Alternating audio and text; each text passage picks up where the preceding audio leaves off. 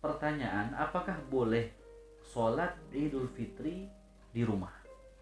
Ya, sholat Idul Fitri itu bolehkah di rumah? Kita akan bahas. Sholat Idul Fitri di rumah boleh atau tidak? Sholat Idul Fitri itu boleh dikerjakan di rumah. Jangan juga menjadi alasan gara-gara kita tidak boleh berkumpul di masjid atau di musola atau di surau, kita pun tidak sholat Id, tidak sholat Idul Fitri. Tidak, bisa dilaksanakan di rumah bersama keluarga kita. Ya, bagaimana caranya? Karena mungkin kita tidak terbiasa menjadi imam atau tidak terbiasa memimpin. Nah, ini kita akan ajarkan bagaimana cara sholat Idul Fitri. Ya, mungkin ada yang sudah tahu, yang ini bermanfaat insya Allah bagi orang yang belum tahu. Waktu sholat Idul Fitri atau sholat Idul Adha sama saja, tapi kita bahas spesifiknya atau spesial di sini untuk sholat Idul Fitri. Waktunya sholat Idul Fitri yaitu ma baina tulu'i syams ila zawal, yaitu waktu sholat Idul Fitri di antara ketika matahari terbit sampai zawal, yaitu ketika zuhur. Wa fi'luha fil masjid afdal, melaksanakannya di masjid itu afdal. Tapi apakah boleh di rumah?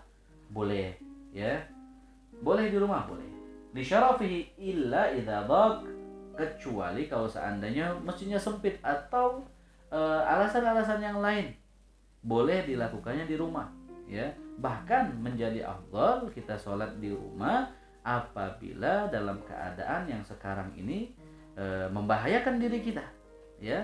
Seandainya membahayakan diri kita, lebih afdal sholatnya di rumah, ya. Sholatnya di rumah. Bagaimana caranya? Cara sholat Idul Fitri wahia raka'atani yuhrimu bihima biniyatil Id. Dia 2 rakaat. Sholat Idul Fitri ini 2 rakaat, ya, 2 rakaat. Kemudian takbiratul ihram dengan niat Id, ya, dengan niat Id. Bagaimana cara niatnya? Usolli salata Idul Fitri raka'ataini ma'muman lillahi ta'ala atau imaman lillahi ta'ala. Nah, di sini itu niatnya ketika kita takbiratul ihram. Kemudian membaca doa ul-iftitah. Ketika takbir Allahu Akbar, kita berniat dalam hati usolli salata Idul Fitri raka'ataini imaman atau ma'muman, yang sebagai ma'mun lillahi ta'ala. Kemudian setelah takbir baca doa iftitah, ya. Setelah baca doa iftitah di rakaat pertama kita membaca atau bertakbir sebanyak 7 kali. Ya. Allahu Akbar, doa iftitah, kemudian selesai iftitah kita baca takbir sebanyak 7 kali. Disunnahkan untuk mengangkat tangan. Allahu Akbar 1 kali. Di antara kedua takbir pertama dengan takbir kedua itu dianjurkan membaca al-baqiyatus salihat. Apa itu? Subhanallah walhamdulillah wala ilaha illallah wallahu akbar. Baru takbir yang kedua, Allahu Akbar. Baca lagi Subhanallah walhamdulillah wala ilaha illallah wallahu akbar. Allahu Akbar sebanyak 7 kali. Ya, sebanyak 7 kali. 7 kali ini bilangan selain takbiratul ihram. Allahu Akbar takbiratul ihram itu tidak dihitung. Yang pertama dihitung adalah setelah doa ul-iftitah. Ya, insyaallah bisa dipahami. Kemudian salat seperti salat biasa, ya, baca Al-Fatihah, kemudian disunnahkan setelah membaca Fatihah disunnahkan bagi imam membaca surat Al-A'la, Sabbihisma rabbikal a'la. Itu rakaat yang pertama. Kemudian teruskan sampai seperti sholat yang biasa, ya, sholat seperti sholat subuh, yaitu ruku, sujud dan lain sebagainya, sampai ke rakaat kedua. Ketika rakaat kedua disunnahkan untuk takbir lagi sebanyak 5 kali, ya. Wa yukabbir fi raka'ati tsaniyah khamsan, 5 kali. Setelah berdiri di rakaat kedua, ya, kemudian kita takbir lagi. Allahu Akbar. Sama, antara kedua takbir dianjurkan untuk membaca subhanallah walhamdulillah wala ilaha illallah Allahu Akbar sebanyak 5 kali, dan di antara kedua takbir kita dianjurkan membaca subhanallah walhamdulillah wala ilaha illallah Allahu Akbar. Kemudian baca Al-Fatihah. Setelah baca Al-Fatihah disunnahkan membaca surat Hal ataka haditsul ghasyiyah. Ya, hal ataka haditsul ghasyiyah, surat Al-Ghasyiyah.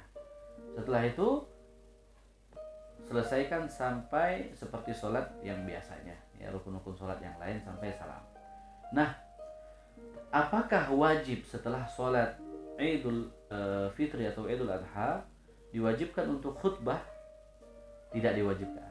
Ya, bagi kalian yang sholat di rumah, tidak ada yang khutbah pun tidak apa-apa. Tapi kalau seandainya ada yang khutbah itu lebih afdol. Apa hukumnya? Sunnah. Disunnahkan untuk khutbah. Lain halnya dengan Jumat. Kalau Jumat diwajibkan khutbah Jumat. Tapi kalau khutbah hari raya itu disunnahkan.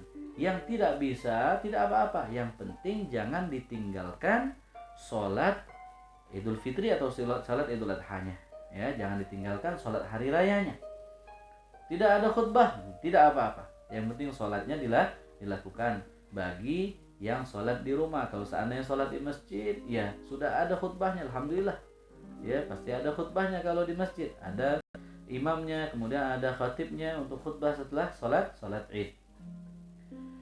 Nah, ini insya Allah kita bisa lakukan, bisa kita laksanakan di rumah kita masing-masing. Berniat kita untuk melakukan sholat, ya, sholat hari raya. Jangan sampai menjadi alasan kita gara-gara tidak bisa pergi ke masjid atau dilarang untuk sholat di masjid berkumpul, kita pun meninggalkan sunnah yang mulia ini. Jangan sholat di rumah, ya, walaupun tidak ada khutbahnya, tidak apa-apa, ya. Imaman, kalau seandainya sendirian, saya di kosan sendirian, gimana mau sholat Id? Boleh sholat sendirian juga, tanpa berjamaah boleh, ya. Tidak apa-apa. Maksudnya tidak mensyaratkan berjamaah, tapi berjamaah afdal. Berjamaah lebih afdal. Salat sendirian boleh. Ya, caranya tadi sudah kita ajarkan. Insyaallah mudah-mudahan di hari raya ini, di hari raya tahun ini kita mendapatkan pengampunan dari Allah Subhanahu wa taala melalui video singkat ini. Saya pribadi Al Habib Ali Zainul Abidin Al-Madihij mengucapkan minal aidin wal faizin, mohon maaf lahir dan batin. Kullu amin wa antum bi khair. Mudah-mudahan kita mendapatkan pengampunan dari Allah Subhanahu wa taala, dan insyaallah kita berdoa kepada Allah agar di tahun yang akan datang kita pun diberikan kesempatan kembali oleh Allah Subhanahu wa taala untuk mendapatkan bulan Ramadan dan melaksanakan salat Idul Fitri di tahun yang akan datang. Insyaallah, amin ya rabbal alamin. Semuanya insyaallah panjang umur. Sekali lagi saya memohon maaf lahir batin. Assalamualaikum warahmatullahi wabarakatuh.